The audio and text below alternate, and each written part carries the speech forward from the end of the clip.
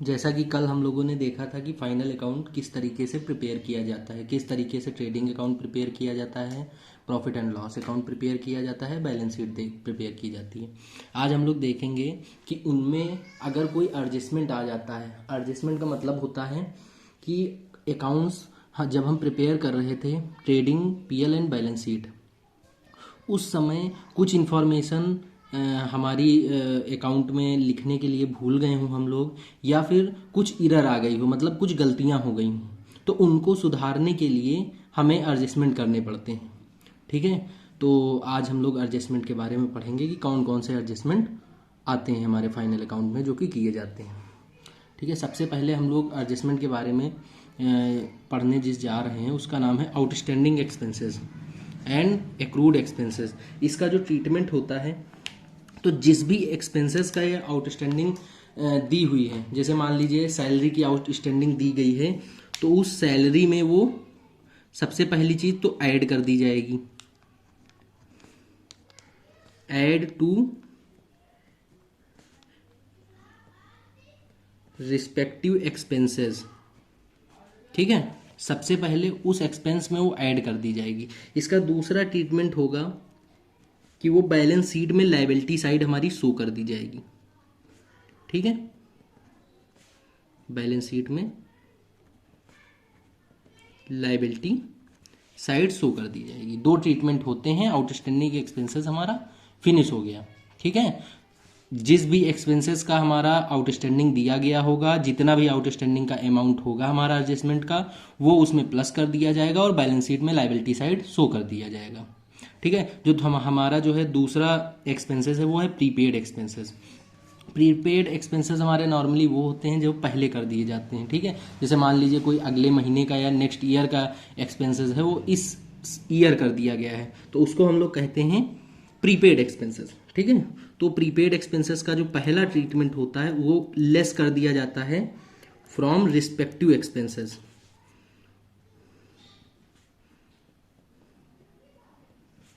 क्योंकि वो उस एक्सपेंसेस का उस ईयर का नहीं होता है, इसलिए लेस कर दिया जाता है। ठीक है, और इसको शो कर दिया जाता है बैलेंस शीट में एसेट साइड।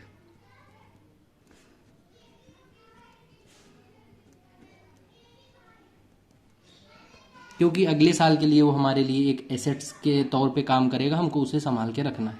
ठीक है, अब अगला ट्रीटमेंट जो आता है वो हमारा होता है क्लोजिंग स्टॉक का। क्लोजिंग स्टॉक के भी दो ट्रीटमेंट होते हैं हमारे। सबसे पहला हमारा ट्रीटमेंट होता है क्लोजिंग स्टॉक का कि सबसे पहले हमारा ट्रेडिंग अकाउंट में इसको दिखाया जाता है। जैसा कि हम लोग जब ट्रेडिंग अकाउंट बना रहे थे उन्होंने देखा था, क्रेडिट साइड में इसको दिखाया जाता है ट्रेडिंग अकाउंट प्रिपेयर करते समय। दूसरा ट्रीटमेंट इसका होता है कि बैलेंस शीट में एसेट साइड प्रिपेयर किया जाता है। ठीक है, दोनों चीज़ें जब हम लोगों ने ट्रेडिंग एंड बैलेंस शीट बनाई थी तो उसमें दोनों चीज़ें हमने बताई भी थी कि क्लोजिंग स्टॉक हमारा ट्रेडिंग के क्रेडिट साइड और एसेट्स में बैलेंस शीट में पड़ता है। ठीक है, दूसरा हम लोग देखते हैं एक्रूड इनकम। ये accrued income, income earned but not received इसको बोलते हैं। ठीक है, मतलब ये एक ऐसी इनकम है जो कि आपने कमाई है लेकिन आपको रिसीव नहीं हुई है अभी। ठीक है, आपने उसके लिए मेहनत की है आपको, लेकिन वो पैसा मिला नहीं है। ठीक है, वो आपकी एक्रूड इनकम होती है। तो जो भी एक्रूड इनकम होती है तो इसको क्या करते हैं हम, ऐड टू रिस्पेक्टिव इनकम। उस इनकम में जिस इनकम की एक्रूड इनकम होती है उसमें हम इसको ऐड कर देते हैं। ठीक है, और अगला ट्रीटमेंट इसका होता है बैलेंस शीट में हम इसको एसेट साइड शो करते हैं। ठीक है,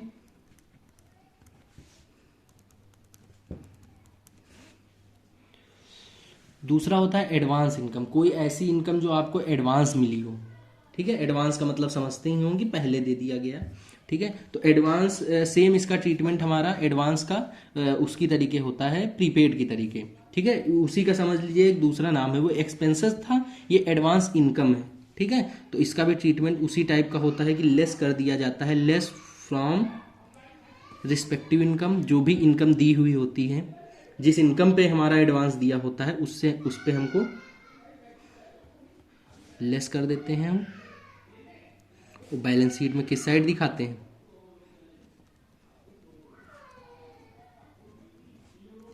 लायबिलिटी साइड। ठीक है, दो ट्रीटमेंट इसके भी होते हैं। अगला एडजस्टमेंट जो हमारा है वो डिप्रिसिएशन का है। डिप्रिसिएशन के भी दो हमारे ट्रीटमेंट होते हैं। पहला तो जिस एसेट्स का हमारा डिप्रिसिएशन दिया गया है उस एसेट से डिप्रिसिएशन को लेस कर देते हैं, तब उसकी ओरिजिनल वैल्यू आती है। ठीक है, तो less from respective income. Respective का मतलब होता है उस इनकम से जिसका डिप्रिसिएशन है।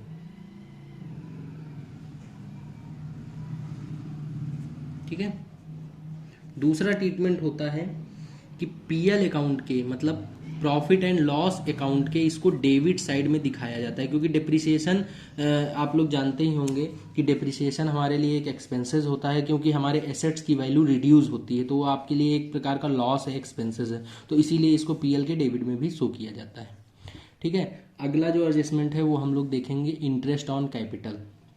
ठीक है, कैपिटल जो आपकी है कैपिटल है उस पर इंटरेस्ट मिल रहा हो। ठीक है, तो इसके भी दो ट्रीटमेंट होते हैं। पहला ट्रीटमेंट होता है इसको पीएल अकाउंट के डेबिट में शो किया जाता है, और दूसरा ट्रीटमेंट इसका होता है कि कैपिटल में ऐड कर दिया जाता है, ऐड टू कैपिटल। जब हमने बैलेंस शीट में आपको कैपिटल दिखाई थी तो उसमें हमने लिखवाया था कि इंटरेस्ट ऑन कैपिटल उसमें ऐड कर दिया जाता है, तो वही चीज़ मैंने यहाँ पे लिखी है एडजस्टमेंट में। ठीक है, इंटरेस्ट ऑन ड्राइंग्स। ठीक है, अगर किसी प्रकार का ड्राइंग्स है, मतलब बिजनेस से कुछ गुड्स या कैश हमने अपने पर्सनल यूज़ के लिए लिया है, ठीक है, तो वो पीएल अकाउंट में डेबिट कर दिया जाएगा, क्योंकि बिजनेस के लिए हमारा वो एक्सपेंस है। और लेस फ्रॉम कैपिटल, कैपिटल हमारी कम हो जाती है उतने से, क्योंकि बिजनेस से हमने निकाल लिया है उतना पैसा, तो कैपिटल ऑफ सीधी सी बात है कि कम हो जाएगी। अब जो ड्राइंग्स होती है, ड्राइंग्स का थोड़ा सा खेल हमारा बड़ा है। ठीक है, ड्राइंग्स आप दो तरीके से ले सकते हैं बिजनेस से, या तो आप गुड्स के फॉर्म में ले सकते हैं, मतलब मान लीजिए आप ये पेन का बिजनेस कर रहे हैं, ठीक है, तो पेन का अगर आप बिजनेस कर रहे हैं तो आप बिजनेस से आपने मान लीजिए 100 पेन्स ले लिए, तो वो भी आपके लिए ड्राइंग्स हुआ। या तो आपने कैश में ले लिया, ठीक है, मान लीजिए आपने 1 लाख रुपए बिजनेस से ले लिए, तो आपका ड्राइंग्स इन कैश हो गया। अगर जिस चीज़ का आप बिजनेस कर रहे हैं वो गुड्स ले लिया, या फिर आपकी फैक्ट्री या ऑफिस में कोई फर्नीचर पड़ा हुआ है या कोई एसेट्स है उसको आपने घर के यूज़ में ले लिया, तो वो हमारा ड्राइंग्स इन गुड्स कहलाता है। ठीक है,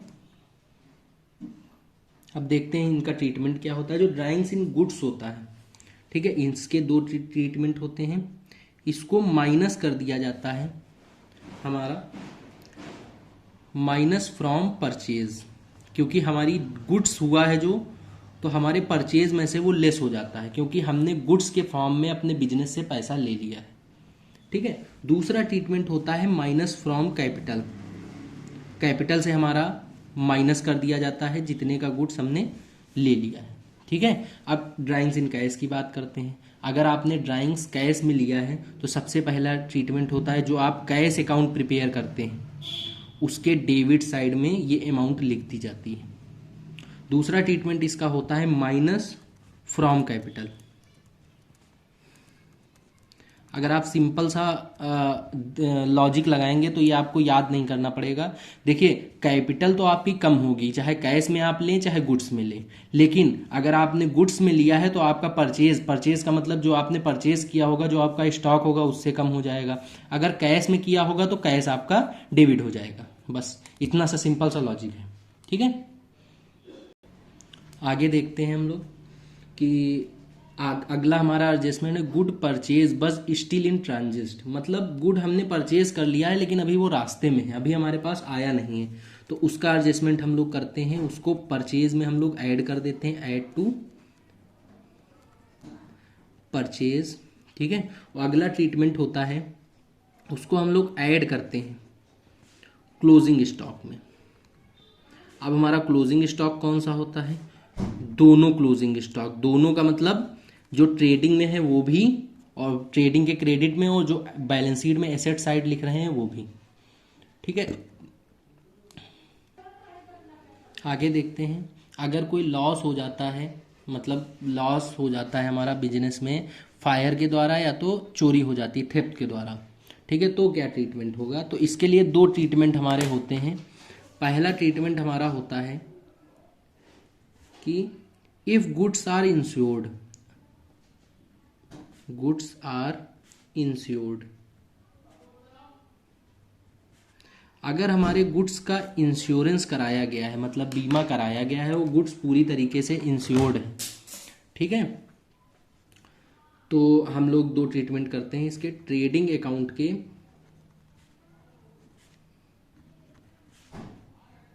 क्रेडिट साइड में पहली चीज तो डालते हैं इसको।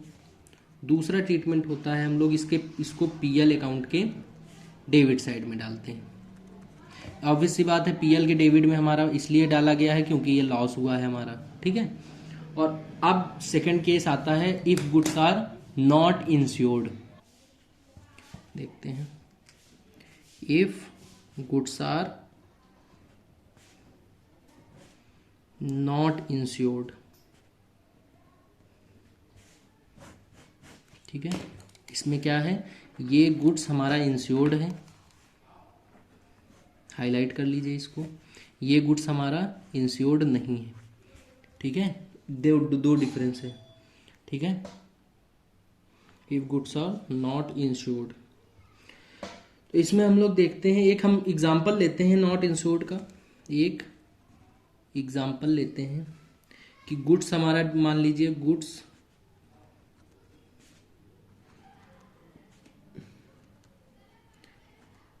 डिस्ट्रॉयड बाई फायर है हमारा 10,000 का, ठीक है, वो इंश्योरेंस क्लेम हमें मिल गया है, मतलब इंश्योरेंस क्लेम एडमिटेड लिख सकते हैं, मतलब इंश्योरेंस से क्लेम हमें 6,000 का मिल गया है। मतलब गुड्स अगर इंश्योर्ड होगा तो ये जाहिर सी बात है कि जितना नुकसान हुआ है उसका कुछ अमाउंट हमें इंश्योरेंस कंपनी के द्वारा मिल जाएगा, ठीक है। तो अब हम लोग देखते हैं कि इसमें क्या किया जाएगा, ठीक है, ट्रीटमेंट इसका क्या होगा, ठीक है। ट्रीटमेंट यहाँ पे हम लिख रहे हैं, पहला ट्रीटमेंट इसका होगा ट्रेडिंग अकाउंट के क्रेडिट में हम लिखेंगे, जैसा कि पहले हम लोगों ने लिखा था ऊपर ट्रेडिंग अकाउंट के क्रेडिट में, ठीक है, वो चीज लिखी जाएगी। कितना अमाउंट लिखा जाएगा 10,000। 10,000 क्या है हमारा, 10,000 हमारा है फुल लॉस, जितना कि लॉस हमें हुआ है, मतलब कि जो हमारा फुल लॉस होगा, ठीक है, उसको हम लोग ट्रेडिंग अकाउंट में दिखाएंगे, ठीक है। उसके बाद प्रॉफिट एंड लॉस अकाउंट में भी दिखाएंगे, डेबिट में। इसमें क्या दिखाएंगे, जितना कि हमारा नुकसान हुआ है। अब 10,000 हमको जो है हमारा नुकसान हुआ था, उसमें से 6,000 हमको मिल गया है, तो हमारा जो नेट लॉस हुआ है वो 4,000 का हुआ है, ठीक है। तो यहाँ पे हम कौन सी अमाउंट दिखाएंगे, नेट लॉस, जितने का हमको लॉस हुआ है, ठीक है। ये थोड़ा सा समझने वाली चीज है, ठीक है। बाकी अगला ट्रीटमेंट जो इसका होगा वो बैलेंस शीट में होगा। बैलेंस शीट में किधर, एसेट साइड, जितना भी इंश्योरेंस कंपनी से इंश्योरेंस क्लेम हम लोगों को मिला है, ठीक है, वो हम लोग डालेंगे। इंश्योरेंस क्लेम हमें मिला है 6,000 का। एक बार हम लोग इसको फिर से एक्सप्लेन करते हैं। जो भी हमारा गुड डिस्ट्रॉयड हुआ है वो फुल अमाउंट हमारी ट्रेडिंग अकाउंट के क्रेडिट साइड में दिखाई जाएगी।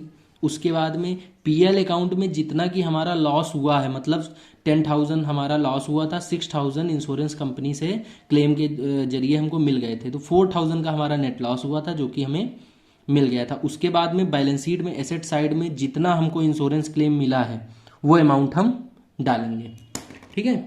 आई होप समझ में आया हो, ठीक है। अगर समझ में नहीं आया हो तो वीडियो को रिवाइंड करके फिर से एक बार देख सकते हैं।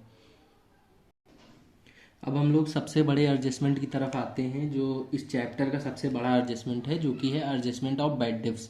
बैड डेब्ट्स का एडजस्टमेंट हर बच्चे से कहीं ना कहीं उसको इसमें कन्फ्यूजन होता है और ये चीज़ें गलत होती हैं, ठीक है। तो अगर आप ये समझ लेंगे तो ये हमें नहीं लगता है कि आपका ये गलत होगा दोबारा। जो मैं ट्रिक बता रहा हूँ उस ट्रिक से लेकिन चलना।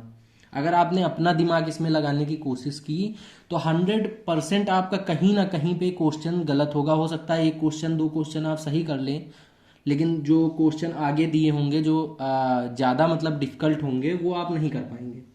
ठीक है, तो ट्रायल बैलेंस आपका क्वेश्चन दिया होता है, उसमें आपको इन्फॉर्मेशन गिवन होती है, जैसे डेटर्स की इन्फॉर्मेशन आपको दी हुई है, ठीक है, बैड डेट्स की इन्फॉर्मेशन आपको दी हुई है। ठीक है, और इधर आपको अगर दिया हुआ है क्वेश्चन में, एक इन्फॉर्मेशन आपको क्वेश्चन में गिवन होगी, प्रोविजन फॉर बैड डेट्स। ठीक है, अगर आपको ट्रायल बैलेंस के अंदर प्रोविजन फॉर बैड डेट्स दिया है तो इसको हम लोग ओल्ड प्रोविजन बोलते हैं। क्या बोलते हैं? Old provision. ठीक है, इसका ट्रीटमेंट अभी हम बताते हैं क्या होता है, पहले पूरा क्वेश्चन हम तैयार कर लें। ठीक है, उसके बाद जो हमारे एडजस्टमेंट गिवन होते हैं क्वेश्चन में, ऐसे आपका क्वेश्चन गिवन होता है। ठीक है, एडजस्टमेंट आपके गिवन होते हैं वो ऐसे गिवन होते हैं। ठीक है, कि बैड डेट्स आपका दिया हुआ है, अगर एडजस्टमेंट में बैड डेट्स दिया हुआ है। ठीक है, तो इसको हम लोग बोलते हैं फर्दर बैड डेट्स या फर्दर बैड डेट्स के नाम से आपका ये चीज दी हुई होती है।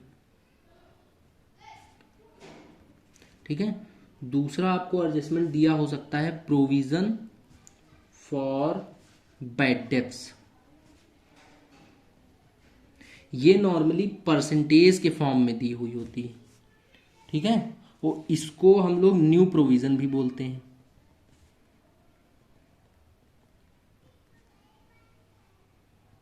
ठीक है, तीसरी जो आपको लास्ट इंफॉर्मेशन दी हुई होती है वो दी हुई होती है provision for discount on debtors.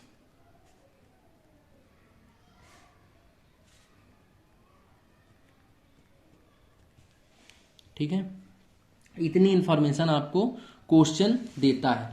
ठीक है, डेटर्स दिए होते हैं और बैड डेट्स दिए होते हैं, प्रोविजन फॉर बैड डेट्स जो ट्रायल बैलेंस के अंदर दिया होता है। बाहर आपका फर्दर बैड डेट्स दे सकते हैं, provision for bad debts percentage के फॉर्म में दे सकते हैं, provision for discount on debtors दे सकते हैं। इससे ऊपर कभी क्वेश्चन आ ही नहीं सकता, क्वेश्चन में इंफॉर्मेशन ही नहीं हो सकती।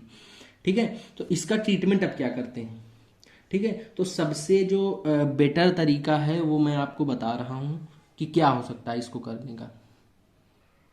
जो सबसे बेटर तरीका है इसको करने का वो ये है कि सबसे पहले आप ये जो डेटर की अमाउंट है इसको उठा लें।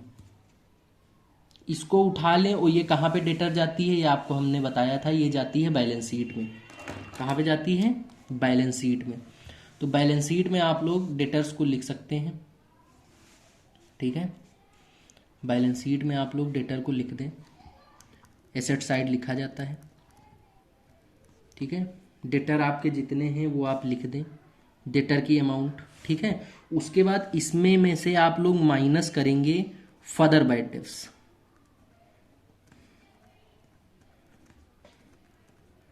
अब ये फर्दर बैड डेट्स कौन से हैं? ये वो बैड डेट्स हैं जो आपको एडजस्टमेंट में दिए हुए हैं। ये इंफॉर्मेशन मैंने यूज की। ठीक है, फर्दर बैड डेट्स मैंने इसमें में से लेस किए। ठीक है,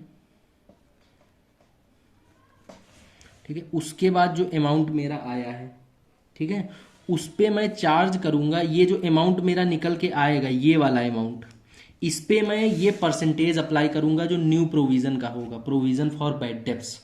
न्यू प्रोविजन का जो परसेंटेज होगा वो मैं इस पे अप्लाई करूंगा, जो ये अमाउंट आएगा। ठीक है, इस पे जो अमाउंट आएगा उस पे क्या अप्लाई करूंगा? Provision for bad dates. कौन सा वाला? न्यू वाला। ठीक है, जो भी परसेंटेज से निकल के आएगा उसको इससे फिर माइनस करेंगे हम लोग। ठीक है, और जो हमारा परसेंटेज यहाँ पे मतलब अमाउंट ये माइनस करने के बाद निकल के आएगा उस पे हम लोग अप्लाई करेंगे जो provision for discount on debtors बाद में दिया हुआ था। किस पे अप्लाई करेंगे? इस पे। ठीक है, इसको माइनस कर देंगे निकाल के, provision for discount on debtors. ठीक है, इसको हम लोग लेस कर देंगे और इसको लेस करने के बाद जो अमाउंट आएगा वो मेरा एक्चुअल डेटर लिखा जाएगा, ये अमाउंट। ठीक है, अब आपको सारी फिगर्स मिल गई हैं डालने के लिए। अब आपका जो ये वाला अमाउंट आता है फर्दर बैड डेब्ट्स, ये कहाँ जाता है? जो फर्दर बैड डेब्ट्स होता है ये कहाँ जाता है? ये जो bad debts provision for bad debts new वाला दिया है ये कहाँ जाता है? और ये provision for discount on debtors कहाँ जाता है? बस इतना आपको याद रखना है कि ये कहाँ अब जाएंगे। बाकी आपने आधे से ज़्यादा काम कर दिया है। ठीक है, अब हम लोग फिर से ट्रायल बैलेंस में देखते हैं इन्फॉर्मेशन क्या क्या थी। देखो, डेटर्स थे मेरे पास, बैड डेब्ट्स थे। ठीक है, जो ट्रायल बैलेंस के अंदर वाले हमारे बैड डेब्ट्स होंगे, ठीक है, ट्रायल बैलेंस के अंदर वाली चीज़ों का जो होता है कहीं पर भी एडजस्टमेंट नहीं किया जाता है, मतलब प्लस माइनस नहीं किया जाता है। जो चीज़ें हमारी ट्रायल बैलेंस के अंदर दी हुई होती हैं वो एडजस्टेड होती हैं, मतलब कि उनका एडजस्टमेंट किया हुआ होता है पहले से। इसीलिए जो ट्रायल बैलेंस के अंदर हमारी इंफॉर्मेशन दी हुई होती है, जैसे ये बैड डेब्ट्स दी हुई हैं ट्रायल बैलेंस के अंदर, तो इसको कहीं पर भी प्लस माइनस नहीं किया जा सकता है। प्रोविजन फॉर बैड डेब्ट्स दी गई हैं, इसको कहीं पर प्लस माइनस नहीं किया जा सकता है। जो इंफॉर्मेशन ट्रायल बैलेंस के अंदर दी गई है उसे हम लोग केवल कहीं पे शो कर सकते हैं, जैसे trading, PL, balance sheet, etcetera etcetera, लेकिन उसको किसी भी हेड के साथ उसको प्लस या माइनस नहीं किया जा सकता। जो भी इंफॉर्मेशन ट्रायल बैलेंस के अंदर गिवन होगी, इसका मैं नोट लास्ट में आपको लिखा दूंगा। ठीक है, तो जो मेरा बैड डेब्ट्स है, ठीक है, इसको हम लोग पीएल में लिख सकते हैं। यहां पे जो क्रेडिट में आपको इंफॉर्मेशन ओल्ड प्रोविजन की दी गई है, सेम जितना अमाउंट इसमें दिया है वही उठा के आप बैड डेब्ट्स का डाल देंगे। वो सेम अमाउंट जो provision for bad debts old वाला दिया गया है उसका अमाउंट उठा के आप इधर डाल देंगे। प्रोविजन फॉर बैड डेब्ट्स ये कौन सा है? Old provision. ठीक है, अब इसके बाद जितना आपने यहाँ पे चीजें आपने फिगर आउट की थी, जैसे फर्दर बैड डेब्ट्स निकाला था, फर्दर बैड डेब्ट्स पीएल के डेबिट में डाल दीजिए।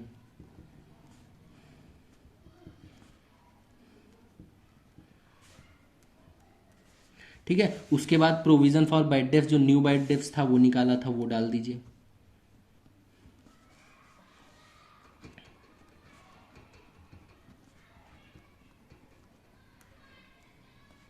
कौन सा है ये?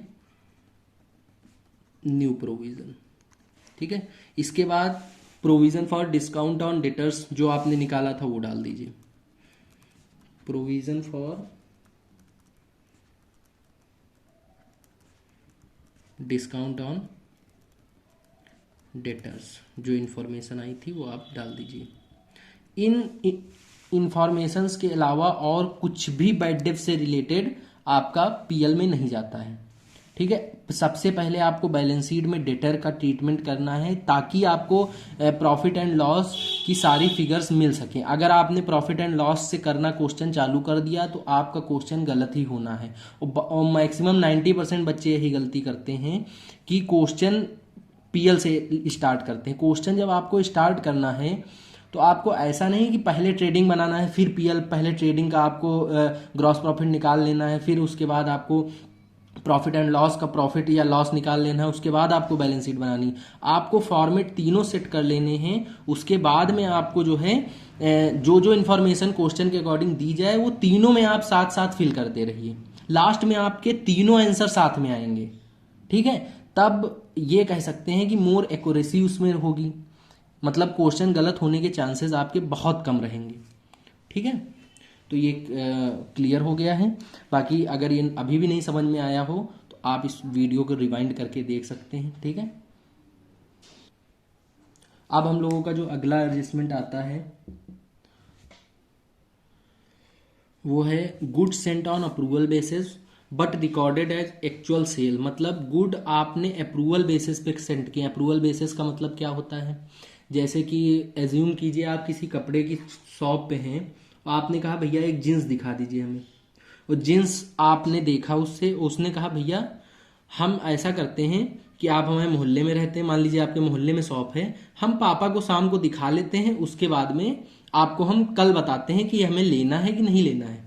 ठीक है, तो आपने क्या किया, उससे घर में अप्रूवल लेने के लिए उससे क्या किया, गुड्स उसने आपको सोल्ड कर दिया, आपने उससे ले लिया, ठीक है, लेकिन उसने अपने अकाउंट्स में क्या किया, उसको रिकॉर्ड कर दिया एज एक्चुअल सेल, कि उसकी एक्चुअल सेल हो गई है। उस कंडीशन में ये एडजस्टमेंट आपका किया जाता है, ठीक है। तो इसका ट्रीटमेंट क्या होता है, इसको हम लेस करते हैं, लेस फ्रॉम सेल। सेल से लेस करते हैं किस पर, सेलिंग प्राइस पर, मतलब जो भी सेलिंग प्राइस हमारा होगा, ठीक है। उसके बाद हम लोग लेस करते हैं डेटर से, इस पे भी हम लोग सेलिंग प्राइस पे करते हैं, ठीक है। और प्लस करते हैं किससे, क्लोजिंग स्टॉक से। कौन सा क्लोजिंग स्टॉक, दोनों कॉस्ट प्राइस पे। कौन से क्लोजिंग स्टॉक, बोथ, ठीक है।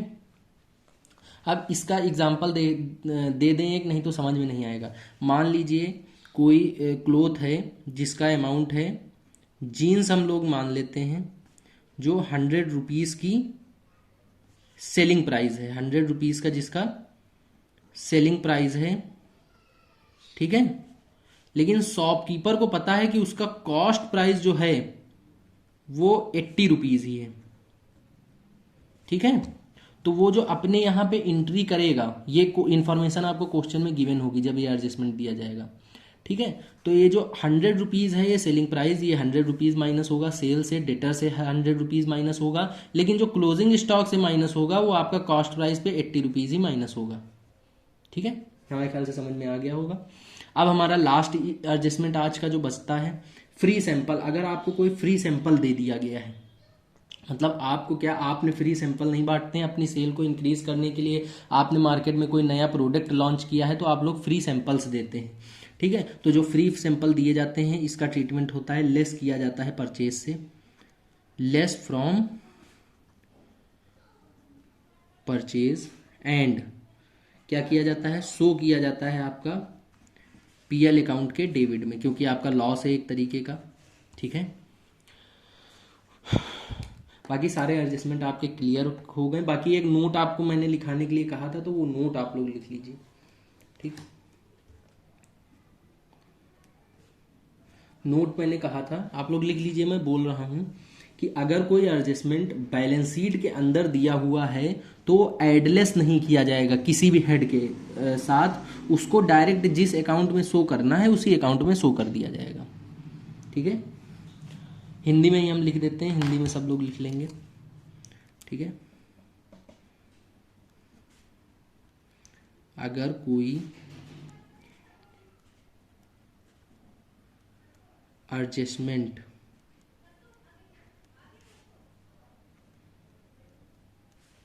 ट्रायल बैलेंस के अंदर दिया हुआ है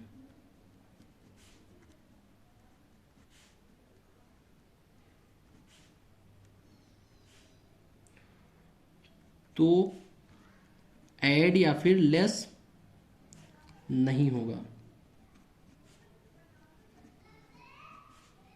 ठीक है। सिर्फ जिस अकाउंट में शो करने योग्य है या शो करने वाला है, शो करने वाला है उसी में शो कर दिया जाएगा। हिंदी में मैं इसलिए लिखा रहा हूँ, मैं इंग्लिश में भी लिखा सकता हूँ। हिंदी में नोट्स जब भी आप प्रिपेयर करें उसको आप अपनी जिस जो लैंग्वेज आप बेटर समझते हो उसमें लिखें, ठीक है। क्योंकि नोट्स प्रिपेयर करने में क्या होता है कि जो है अगर आप हिंदी में लिखते हैं तो जल्दी रिकॉल होता है, मेरा मानना है, ठीक है। और बाकी आपके इसी के साथ आपके एडजस्टमेंट ख़त्म होते हैं आज। अब आपका जो क्वेश्चंस हैं वो अगली क्लास से स्टार्ट होंगे, ठीक है। मिलते हैं अगली क्लास में। नोट कर लीजिए तब तक इसको।